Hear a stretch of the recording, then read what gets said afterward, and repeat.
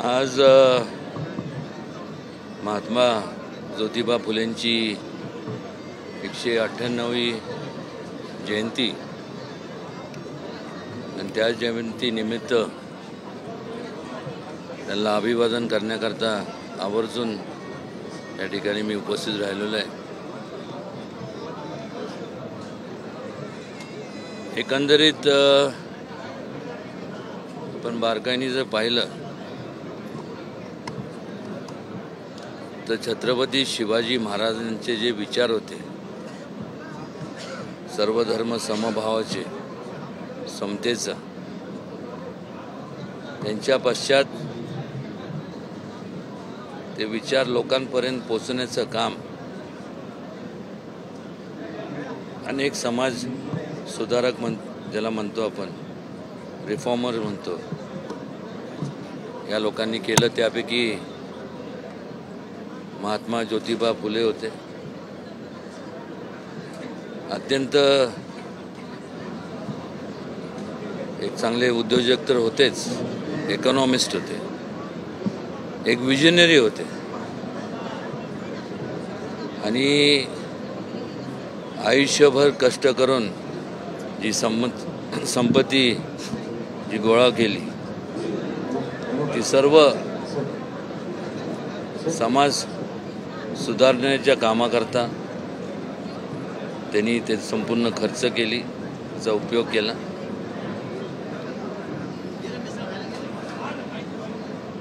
एका दृष्टिकोनातून जर आपण पाहिलं तर थोरले प्रतापसिंह महाराज जे होते त्यांनी त्यांचं महात्मा ज्योतिबा फुलेंनी अनुकरण केलं, कारण की त्यांनी सुद्धा सर्वात प्रथम जर स्त्री शिक्षणाचं जर शाळा कोणी चालू केली असावी तर ती थोरले प्रतापसिंह महाराजांनी केली। ती सुद्धा सातारच्या त्यांच्या स्वतःच्या राजवाड्यात केली, ज्या राजवाड्यात कालांतराने ज्यांनी संपूर्ण या देशाचं संविधान लिहिलं, ज्यांची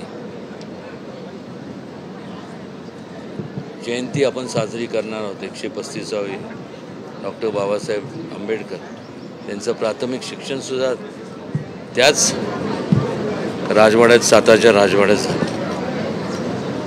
आणि हे करत असताना या लोकांचं जे स्मारक आहे, जे काय हे संपूर्ण जे युगोपुरुष होऊन गेले, या सर्वांचं स्मारक हे जतन करणं आपल्या सगळ्यांचं कर्तव्य ह्याच्याकरता आहे, कारण की भावी पिढीला ह्याच्यातनं एक प्रकारचं प्रेरणा मिळावी आणि जे विचार या सर्वांचे त्यांचं त्यांनी अनुकरण करून ते सर्व त्यांच्या जीवनात आचरणात त्यांनी आणावं। याकरता आपण ज्यावेळेस त्यांच्या जयंत्या असतात, अशा लोकांनी मोठ्या युगपुरुषांच्या त्यांच्या पुण्यतिथी असतात, म्हणूनच आपण त्यांना नतमस्तक होतो। उद्या रायगडावर छत्रपती शिवाजी महाराजांची 345वी पुण्यतिथी। या छत्रपती शिवाजी महाराजांनी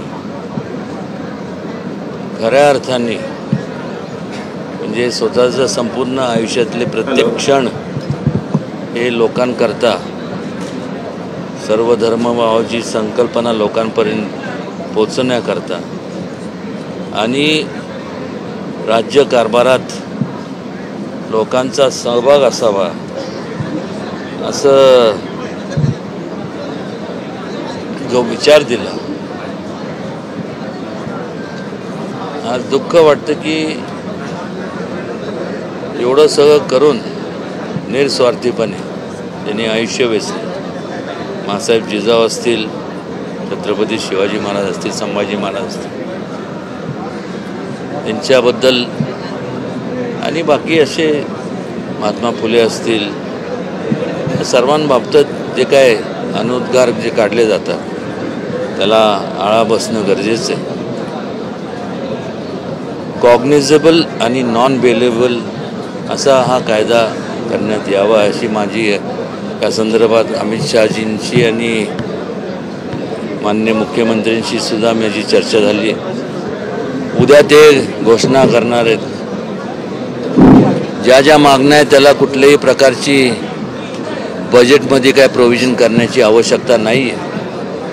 एक म्हणजे कायदा, दुसरं म्हणजे छत्रपती शिवाजी महाराजांचं आदर्श घेऊन थोरले प्रतापसिंह महाराज असतील, शाहू महाराज, राजर्षी शाहू महाराज असतील, महात्मा फुले असतील, त्याचबरोबर बाबासाहेब आंबेडकर असतील, या सर्वांनी त्यांचे विचार नेण्याचं काम जे पुढं केलं.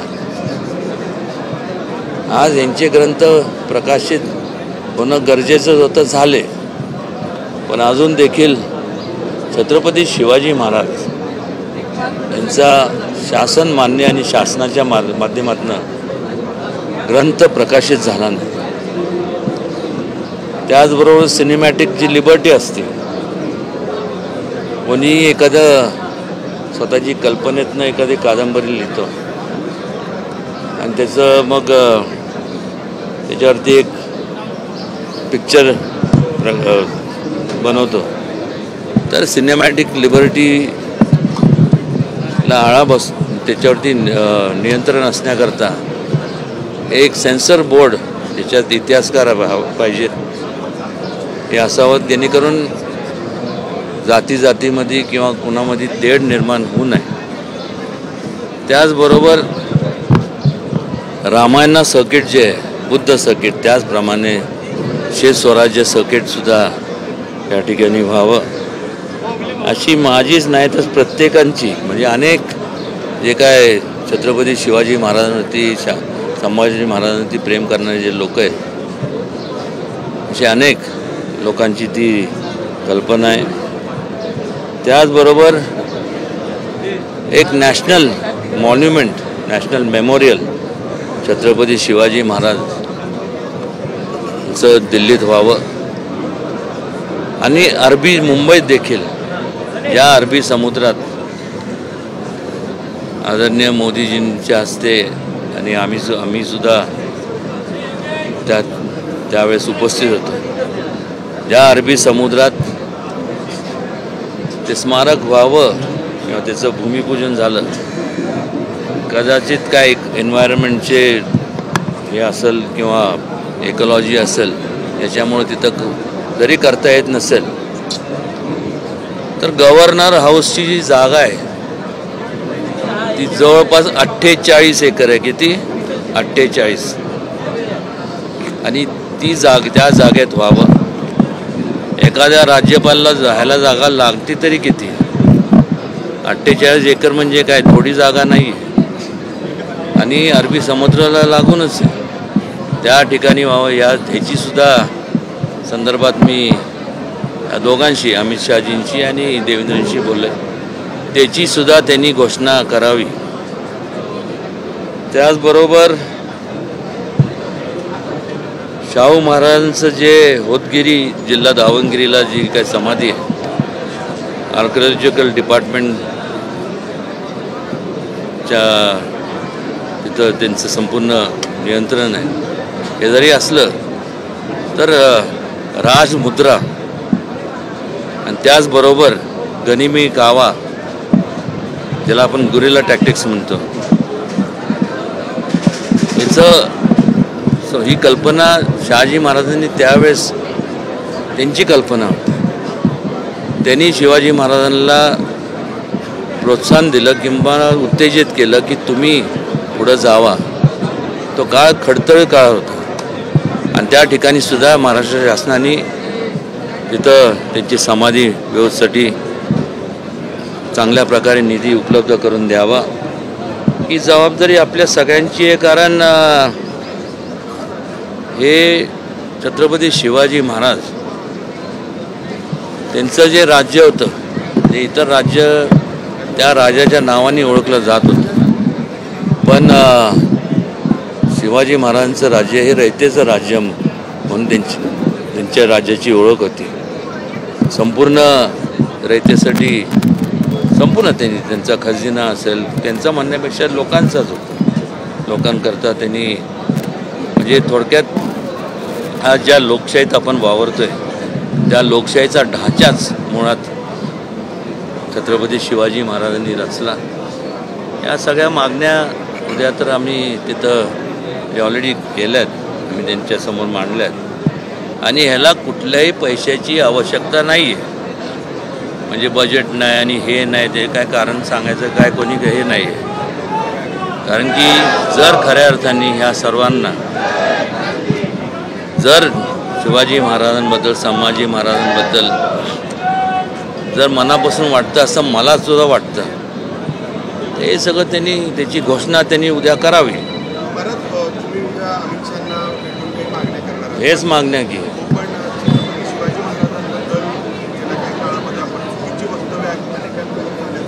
त्याचं कारणच एक आहे ना. त्यांनी केला पाहिजे, आजपर्यंत का केला नाही मागासवर सांगितलं. सगळे तर सज्ञान झालेत ना. चित्रपटाचा महाराज तुम्ही विषय काढलात, महात्मा फुलेंवर देखील आज एक चित्रपट प्रदर्शित होणार होता. एक लक्षात घ्या, जे महाराजांना लागू होतं महाराजांपेक्षा तर कोण मोठं नाही. ते सगळे महापुरुषांना ज्यांनी महाराजांच्या विचाराचं अनुकरण केलं ते त्यांचे विचार जे आचरण सगळ्यांना लागू होतं. कायदा झाला की मग आपोआप सगळं लाईन द्वारेच चालतील ना. प्रश्न असा होता की जो सिनेमा येतोय तर त्या सिनेमांमध्ये काही दृश्य कट करण्याचा निर्णय घेण्यात. हा मग तेच सेन्सर बोर्ड मग अशी मी बोललो तुमचं लक्ष नसावं. मग त्याला ते योग्य आहे का असं करायचं? मी तोच प्रश्न तुम्ही 4 वेळा मला विचारताय. सेन्सर बोर्ड त्यांनी इतिहासकारांचं एक सेन्सर बोर्ड निर्माण केलं पाहिजे. आणि एखादे समजा तुम्ही किंवा मी समजा एखादी कादंबरी लिहिली, माझ्या काय कल्पना तुमच्या काय कल्पना ह्यांच्या काय कल्पना असतील. प्रत्येकजण तो कादंबरीकार त्याच्या कल्पनेतनं तो लिहितो. कल्पना त्याला ऑथेंटिसिटी काय नसते. मग ती एक सेन्सर बोर्ड इतिहासकारांचं त्यांच्याकडे पाठवा ती तुमची कादंबरी, त्यातनं जे कटछाट करायचं ते करतील आणि त्यातनं मग तुम्ही परवानगी द्या. अमित शहा रायगडावर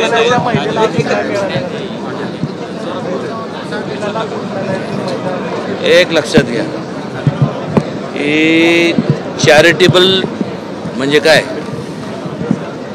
ही शासनासर्वी जागा संपूर्ण शासनाची जागा आहे बरोबर.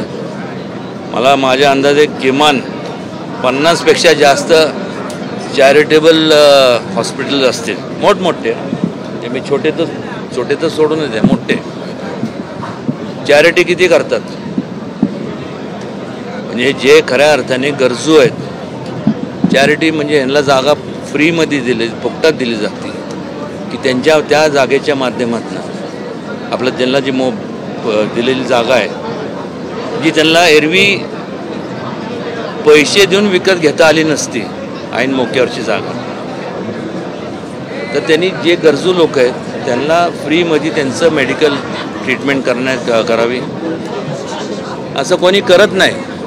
याचं ऑडिट झालं पाहिजे आणि ज्यांनी केलं नाही त्यांच्यावर कडक कारवाई केली पाहिजे म्हणण्यापेक्षा मला वाटतं ते सरकारने परत ते हॉस्पिटल ताब्यात घ्यावं आणि चांगले जे NGOज आहे किंवा हे असं त्याला चाललं. अहो ते कोण, तुम्ही तुमची चूक मान्य कराल का? ते का मूर्ख आहेत हो आम्ही केलं म्हणायला. आपल्याला माहीत आहे ना, दिसतंय ना. मग उद्या अमित शहा रायगडावर येत आहेत. रायगडावर शिवाजी महाराजांच्या समाधीजवळचा वाघ्यापुत्राचा जो मुद्दा आहे, एक लक्षात घ्या, वाघ्या मला एक समजत नाही. रायगड म्हणलं की तुम्हाला वाघ्यात म्हणजे कुत्राची प्रतिमा येते का शिवाजी महाराजांची प्रतिमा येते? मग मुद्दा सध्या घेतला जाते त्याचं राजकारण. ते सगळे पैसे मला सांगा, इंदोरचे होलकर असतील, बडोद्याचे गायकवाड असतील, त्यानंतर ग्वाल्हेरचे शिंदे असतील, नागपूरचे भोसले असतील, ही सगळी छत्रपती शिवाजी महाराजांची ही सरदार होती, चिफ्टन्स होती. कालांतराने काय झालं, काय तो भाग वेगळा आहे कोणी वस्तुस्थिती नाकारता येत नाही ना. ब्रिटिशांबरोबर त्यांनी ब्रिटिशांना ज्यांचा अधिकार नसताना त्यांनी सांगितलं की तुम्ही त्यांच्यासाठी का काम करताय, तुम्ही स्वतः आम्ही तुम्हाला राजे म्हणून तुम्हाला मान्य देतं. ही ब्रिटिशर होते कोण, हा देश आपला आहे, त्यांनी त्यांना सांगितलं. आणि ते एवढं मग अधीन झाले की महाराजांच्याबद्दल प्रतिप्रेम असताना देखील जे पैसे दिले ब्रिटिशरांनी त्यांच्या विरोधात ॲक्शन घेऊ नये म्हणून त्यांच्या समाधीकरता देण्यात आले होते महाराजांच्या. त्यांनी हे केलं. कुठला वाघ आहे त्याचं, ते कुत्रं बघा, ते इथलं तरी लांब, एवढं लांब कानाचं कुत्रं बघितलं का इंडियामध्ये कुठं? हे सगळे ब्रिटिशरचे कुत्री होते ना, आजी आली हीच कुत्री ब्रिटिशर सगळी. हा फेकून टाका, कशाला त्याचं कौतुक जास्त हवं आहे. आता उद्या काय द्याचं दणकाने टाकून द्यायचं, एवढं काय किती विचार करायचं. राजे, तुम्ही सर्व राजकीय मंडळी अनेक प्रश्नांवर भूमिका सातत्याने मांडत असतात. बेरोजगारी असेल किंवा महागाई असेल, तुम्ही कोणतेही राजकीय नेत्यामुळे एवढे प्रभावीपणे बोलताना दिसत नाही. आत्ताच 50 रुपयांनी सिलेंडर मागला, तर त्यावर तुमची काय भूमिका असेल? केंद्राकडे काय मागणी करणार आहात का?